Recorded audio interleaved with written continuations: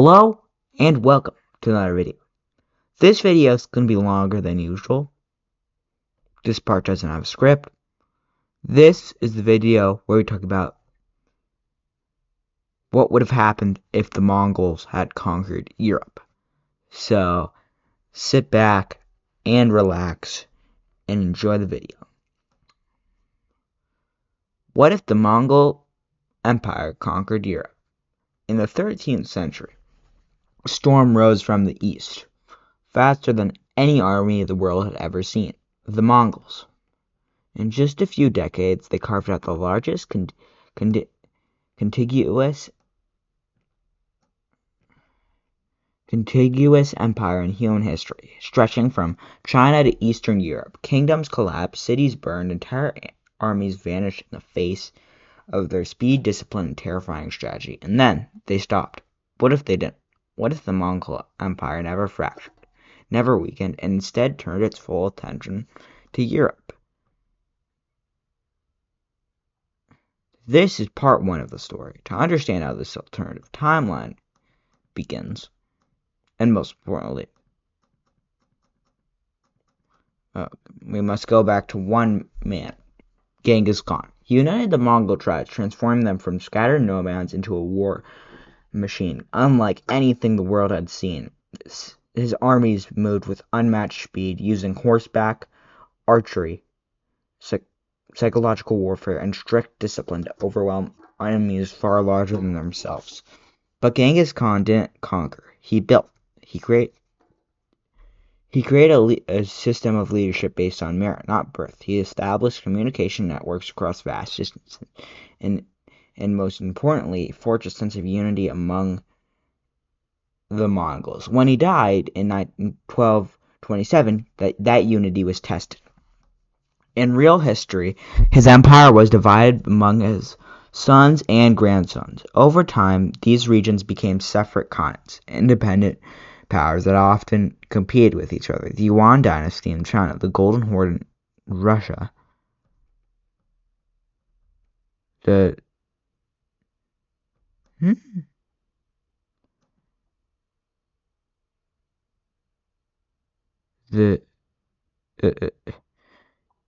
Ilkhanate in Persia, each followed its own path, and that division changed everything. Suddenly, when the Mongols invaded Europe in the 1240s, crushing armies in Poland and Hungary, they suddenly withdrew, not because they were defeated, but because their leadership demanded it. A new great Khan had to be chosen, and the generals returned east. Europe was spared by politics. But in this timeline, the moment never happens. Instead, the Mongol leadership sees the danger of division early. Rather than splitting into rival khanates, they reform the empire to a more centralized system. A stronger Great Khan holds real authority over all regions, supported by a unified council of generals and administrators. Succession is no longer chaotic. It is planned. Power struggles are reduced. Rebellions are crushed quickly, not by separate factions, but by the full might of the united empire. The Mongols expand more slowly, but they expand smarter. Instead of consistent conquest, they consolidate, they build roads, they secure trade routes, they integrate conquered peoples into their system, using local administration while maintaining strict Mongol oversight. The empire becomes less like a wave and more like a foundation. By the early 1300s, this unified Mongol empire is not weakening. It is stabilizing. And then comes a turning point. Kublai Khan, one of the most powerful rulers in Mongol history, does something different in this timeline. Instead of focusing heavily on China and losing influence over the western territories,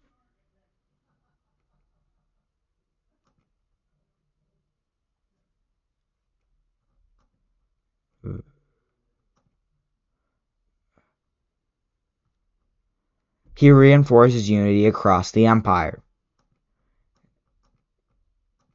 East and West remain connected.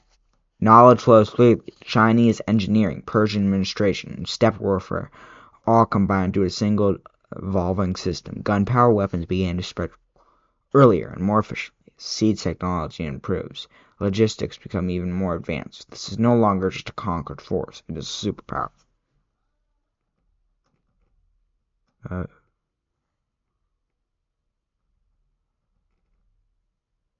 By 1350, the Mongol Empire stands stronger than ever, and Europe is at its weakest. The Black Death has swept across the continent, killing tens of millions. Entire towns are abandoned, economies collapse, fear and confusion dominate daily life.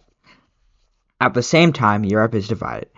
England and France are locked in the 100 Years' War, draining their strength in endless conflict. The Holy Roman Empire is fragmented, with princes and cities competing rather than cooperating. There's no unified defense, no coordinated strategy, only scattered kingdoms, each vulnerable on its own.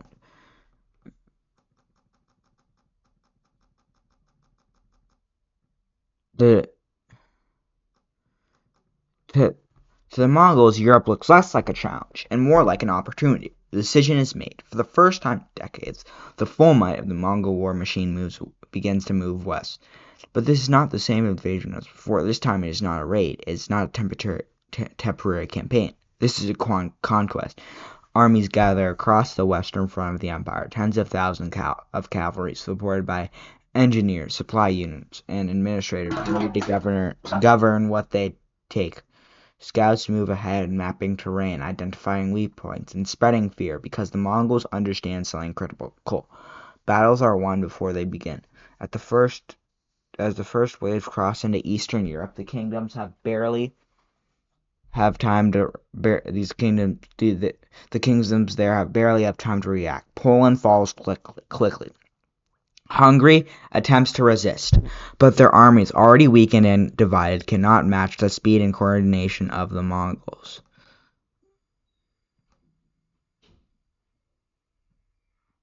Cities that surrender are spared. Cities that resist are restored. Word spreads rapidly, and with it, panic. But unlike the real timeline, the Mongols do not turn back. They stay, they build, they establish control. Local rulers are given a choice: submit and keep your position, or resist and lose everything. Most choose to submit because they have seen what happens to those who refuse. By the end of the phase, Eastern Europe is no longer a frontier; it is part of the Mongol Empire. For the first time, the rest of Europe begins to understand the true scale of the threat. Messengers race across the continent. King calls for alliances. The church begins to speak of a new crusade, not to the Holy Land, but to defend Europe.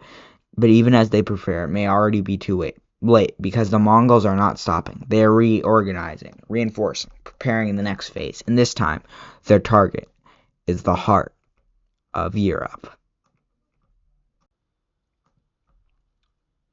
What if the Mongol Empire conquered Europe? Part 2. The Fall of the West. Europe is no longer unaware. By the late 14th century, the eastern kingdoms have fallen. Poland, Hungary, and much of the Balkans are now under Mongol control. But what was once considered distant chaos has become a direct and immediate threat. For the first time, Europe begins to react. Messengers ride day and night between kingdoms. Kings, dukes, and emperors call for unity. The church declares that this is not just a war, but a fight for survival of Christendom itself. But the unity comes slowly to Europe, and the Mongols are already moving. The next phase of the invasion begins with precision. Unlike earlier conquests, the Mongols do not rush forward blindly. They pause, consolidate their gains, and prepare for something much larger. Supply lines are secured, roads are repaired, garrisons are established in key cities across Eastern Europe. It is not just an invasion force anymore, it is an occupying empire, and now it advances again. The first major target is Central Europe, the fractured lands of the Holy Roman Empire. At the time, the empire is not a single unified state, but a loose collection of territories, duchies, bishoprics, and free cities, each with its own ruler and interest. They are powerful, but divided, and that division will cost them everything. The Mongols strike first. Their cavalry sweeps through the countryside, avoiding strong fortifications, and targeting smaller towns, supply depots, and communication routes. Panic spreads. Armies are forced to mobilize without coordination. When the first major European forces gather to resist, it is too late. The battle is short and devastating. The Mongols use their classic tactics: feigned retreats, encirclements, and relentless volleys of arrows. European knights, trained for direct combat and charges find themselves outmaneuvered and surrounded. It is not a battle. It is a demonstration. One by one, the cities of Central Europe begin to fall. Some resist. Those cities face siege, massive tributons, early gunpowder weapons, and engineers brought from across the Mongol Empire. Walls that once seemed invincible begin to crumble. Others surrender without a fight. Those cities are spared, absorbed into the growing Mongol system. This strategy is deliberate. The Mongols are not trying to destroy Europe, they are trying to control. The fall of a major city, Vienna, becomes the turning point.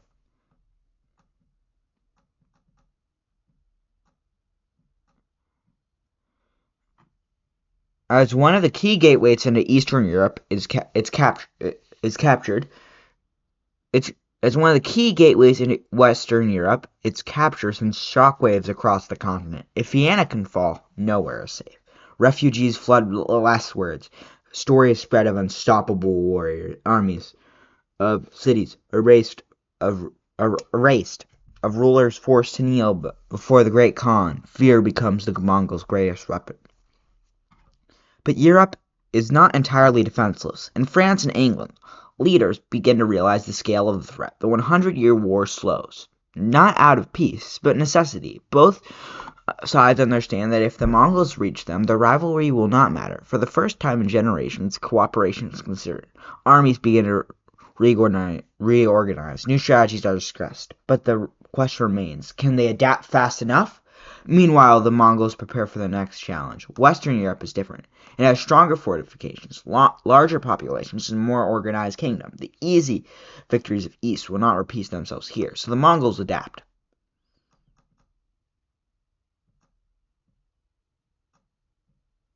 They refine their siege tactics. They begin to incorporate new technology, early firearms, explosive projectiles, and advanced fortification breaking methods. And perhaps most importantly, they learn.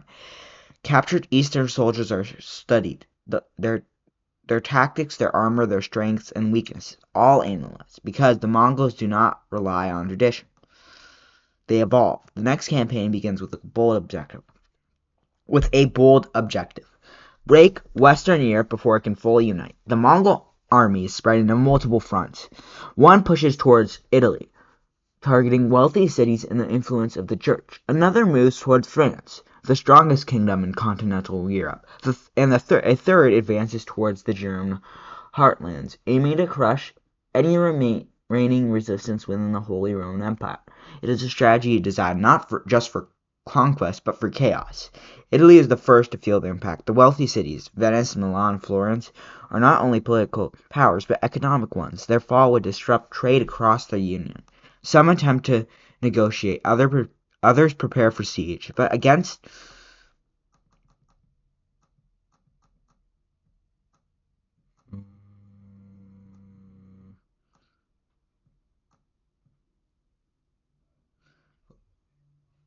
some others prepare for siege, but against the scale and coordination of the Mongol army, even the richest cities struggle to hold. In the north, German states collapse one by one. Without unity, the resistance is fragmented. Some princes fight, others submit, a few attempt to flee entirely. None can stop the advance. And then the Mongols reach France. This is the moment Europe has been dreading. France is battle-hardened from the 100 Years' War. Its armies are experienced. Its fortifications are strong. But it is also exhausted. The first clashes are brutal. Unlike earlier battles, the Europeans begin to adapt. They avoid reckless charges. They use terrain more carefully. They attempt coordinated defense. For the first time, the Mongols are slowed, but not stopped. Because while Europe is learning, the Mongols are still ahead.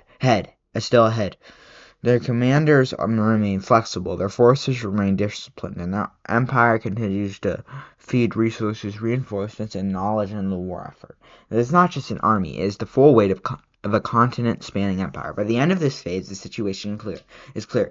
Eastern Europe is gone, Central Europe has fallen, and Western Europe is under direct attack. The question is no longer whether the Mongols can win battles, but it is whether Europe can survive long enough to change the outcome. In Part 3, the war reaches its climax. France, England, and the remaining powers of Europe will make their final stand, and the fate of the continent will be decided. The end of Part 2. What if the Mongol Empire conquered Europe? Part 3. The last stand of Europe. Europe is burning. From the plains of Hungary to the cities of Germany, from the wealth of Italy to the battlefields of France, the Mongol Empire has carved paths of destruction and control deeper into the continent than anyone once thought possible. And now, there is nowhere left to retreat. This is the final phase of the year. For decades, Europe has been divided. Kingdoms fought. Kingdoms, rivals weakened.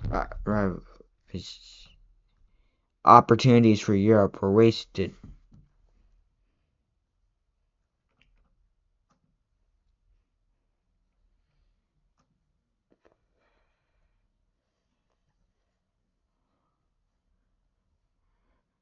In favor of ambition and pride, but now those divisions no longer matter, because if Europe falls, everything falls with it.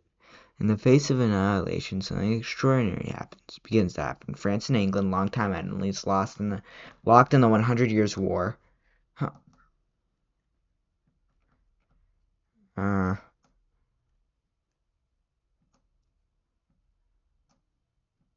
rated a temporary truce. Not out of trust, but necessity. The survival depends on cooperation. The Holy Roman Empire, fractured for generations, began to rally what remains of its strength. Princes who once competed now send troops to a common cause. Even smaller kingdoms, Castile, Aragon, and the remnants of the Eastern European states, commit what forces they can. And at the center of it all, the Church calls for a final, desperate crusade, not to reclaim distant lands, but to defend their own. This is no longer a series of battle. This is a war for civilization itself. The European alliance gathers in France. It is the strongest force the continent has assembled in centuries. Tens of thousands of infantry, thousands of knights, crossbowmen, longbowmen, mercenaries, and militia. For the first time, Europe stands together. But unity alone will not be enough, because the Mongols are coming. The Mongol advance into France is cautious, but relentless. They have learned from previous encounters. European forces are adapting, becoming less predictable, more defensive. This is no longer easy conquest of the East, so the Mongols change their approach. They avoid unnecessary risks. They stretch their enemies thin. They strike supply lines, burn farmland, and force Europeans into a defensive position before the main battle even begins. Because they understand something fundamental. A weakened enemy is easier to defeat than a strong one. The first major clash of the final phase near the borders of eastern France. On the borders of eastern France. The European alliance attempts to hold a defensive line, fortified positions, coordinated units, a strategy designed to absorb the Mongol assault. At first it works. The Mongol cavalry prows the line, but does not break. Arrows rain down, but European shields and armors hold. Counterattacks push Mongol units back. For the first time in this war, the Mongols are held, and hope spreads through the European ranks. Maybe they can win. But the Mongols were never trying to win the battle. They were studying it. Over the next weeks, Mongol tactics shift again. They begin to attack at multiple times, forcing the European armies to divide its attention. Feigned retreats draw units out of position. Night raids disrupt communication and rest. Slowly, carefully, the cohesion of the European alliance begins to crack. And then the decisive moment comes. The final battle takes place on the open plains of central France. It is here that both sides commit everything. The European army forms a massive defensive position. Infantry at the center, archers behind cavalry, held in reserve for counterattacks. It is a disciplined formation designed to withstand the Mongol style of warfare. Across the field, the Mongol forces assemble. Cavalry units stretch across the horizons. Drums echo. Banners rise in the wind. This is not just an army. It is the full force of the Mongol Empire. The battle begins at dawn. Arrows darken the sky. Mongol horse archers unleash wave after wave attacks. European archers respond, creating a deadly exchange that fills the air with chaos. For hours, neither side breaks. The European line holds firm, shields locked together. Discipline remains strong. Then the Mongols make their move. A massive cavalry charge strikes one flank of the European army, not head-on, but at an angle, targeting a weak point between the units. At the same time, another force circles wide, threatening the rear. The Europeans react quickly, shifting troops to meet the attack. But that is exactly what the Mongols want, because as the line adjusts, gaps begin to form. The next phase is devastating. Mongol units pour into those gaps, splitting the European army into smaller, isolated sections. Communications break down. Commands are lost in the noise and confusion. Knights attempt countercharges, but instead of meeting a solid enemy line, they find themselves retreating. Cavalry pulled further away from the main battle, and then they are surrounded. What follows is chaos. The disciplined formation that once held strong begins to collapse under pressure from all sides. Units fight bravely, but alone. The alliance that took so long to build begins to fall apart in a matter of hours. At the center of the battlefield, the last organized resistance forms. French and English forces fighting side by side make a final stand. Knights dismount to hold the line with infantry. Archers fire until they run out of arrows. It is a moment of unity and desperation. For a brief moment, they hold, but the Mongols are relentless.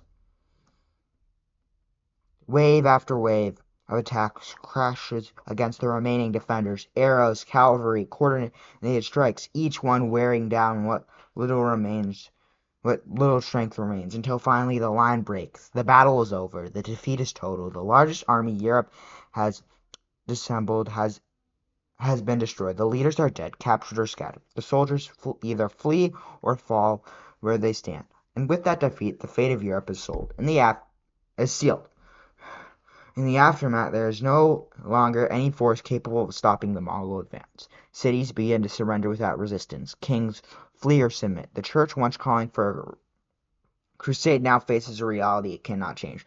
The Mongols have won, but the victory on the battlefield is only the beginning. Because conquering Europe is one thing, but controlling it is another. In part 4, the story concludes. What does a Mongol controlled Europe look like? How does this change the future of the world? And would we recognize today still exist? And would anything we recognize today still exist? What if the Mongol Empire conquered Europe? Part 4, the last alliance. Europe has fallen. France is defeated. The Holy Roman Empire has collapsed. Italy burns under Mongol control. One by one, the great powers of the continent have either surrendered or been erased, but not all. At the far edge of Europe, beyond the reach of total conquest, 3 powers remain. In the east, the Byzantine Empire still stands, scared, weakened, but unbroken. In the west, the kingdoms of Spain and Portugal, the last independent lands of Europe, protected by distance, terrain, and sheer determination. They are the final resistance, and they know they are next. For centuries, these powers have been divided. The Byzantines have fought to survive against enemies on all sides, clinging to the legacy of Rome. Spain has been fractured by eternal conflicts and the long struggle of the Reconquista. Portugal, small but resilient, has focused on survival through strategy and diplomacy. They are different in cultures, in language, in history, but now none of that matters because the Mongols are coming. Messengers cross continents, from Constantinople to Toledo, from Lisbon to the last strongholds of resistance. A single message is carried: unite or fall. And for the first time in centuries, they do. The alliance that forms is unlike anything Europe has ever seen. Byzantine generals bring centuries of military knowledge, defensive warfare, fortified cities, disciplined infantry. Spanish forces bring hardened warriors shaped by generations of conflict. Together, they form the last army of Europe, not the largest, not the strongest, but the last. Their plan is simple. They cannot win a long war. They cannot match the Mongol Empire numbers or resources. So they choose one battlefield, one decisive moment, one last stand. The chosen ground lies at the crossroads between east and west, a vast open plain near the Balkans, where the Mongol advance must pass to finish the conquest of Europe. Here they will make their last stand. For months they prepare. Fortifications are built, trenches, barriers, defensive lines, designed to disrupt cavalry. Troops are hardened to fight together. Troops are trained to fight together despite their differences. Signals, commands, and strategies are unified, and this is not 3 armies, this is one. And then the Mongols arrive. It is the largest army ever assembled in human history. Hundreds of thousands of soldiers stretch across the horizon. Cavalry, infantry, engineers, siege units, banners of the empire wave in the wind, a symbol of unstoppable power. This is not just an army, it is the culmination of everything the Mongol Empire has become. Across the field, the last alliance weights. Outnumbered, outmatched, but unbroken. The battle begins at sunrise. The first phase is a storm of arrows. Mongol horse archers surge forward, releasing wave after wave of attacks. The sky darkens, the ground trembles, but this time Europe is ready. Shields lock together, fortifications absorb the impact, and archers return fire from protected positions. The Mongols press harder, but the line holds. For hours, neither side gains ground. This is something the Mongols have not faced before, a fully prepared enemy, united, disciplined, and fighting, with nothing left to lose. Then the Mongols changed the tactics. A massive assault targets the flanks. Cavalry charges, faster and more aggressive than anything seen before, slam into the defensive line. Trenches slow them.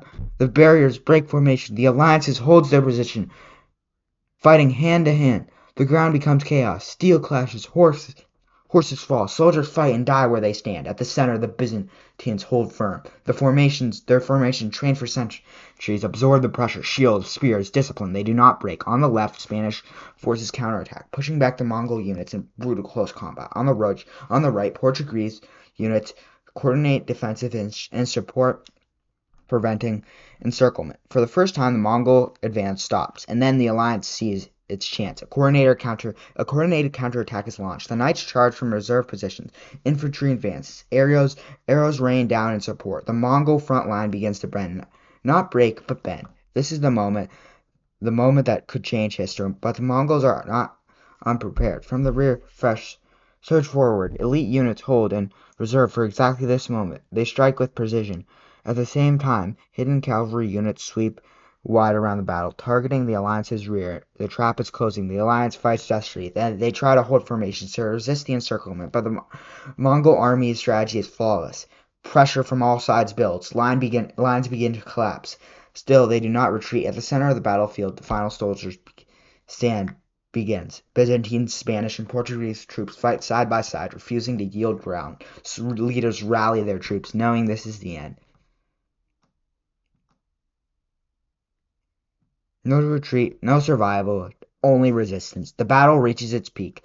Hours turn to eternity of fighting. The field is covered in dust, smoke, and the sounds of war. Every advance is met with resistance. Every defense is pushed to its limit, and slowly, inevitably, the Mongols begin to win. Their numbers, their coordination, their relentless power becomes too much. The alliance is pushed back step by step, line by line, until there's no longer left to go. The final moment comes at sunset. The last defenders stand surrounded, weapons broken, armor shattered, but still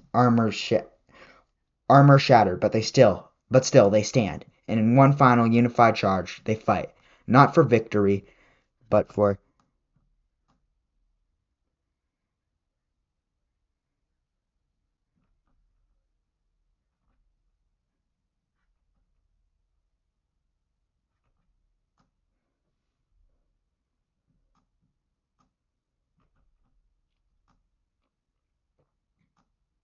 no retreat, only resistance. The battle reaches its peak.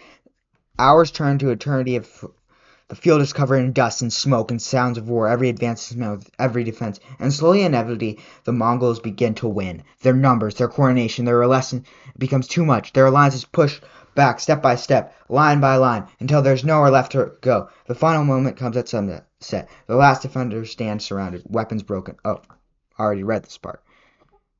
Not for victory, but for history. When the battle ends, there is silence. The greatest battle the world has ever seen is over, and the Mongol Empire stands alone. Europe is no longer divided, no longer resistant, no longer independent. It is part of something larger, a single empire stretching from the Pacific Ocean to the Atlantic coast. But from this destruction, something new begins. Trade flows across continents like never before. Ideas, technologies, cultures, once separated by distance, now collide and combine. A new world emerges, not European, not Asian, but something entirely different, a Mongol world. And the question remains, would this world be stronger, or would everything we know today never exist at all? And that is the end of the video. I hope you enjoyed it. Don't forget to like and subscribe, and goodbye.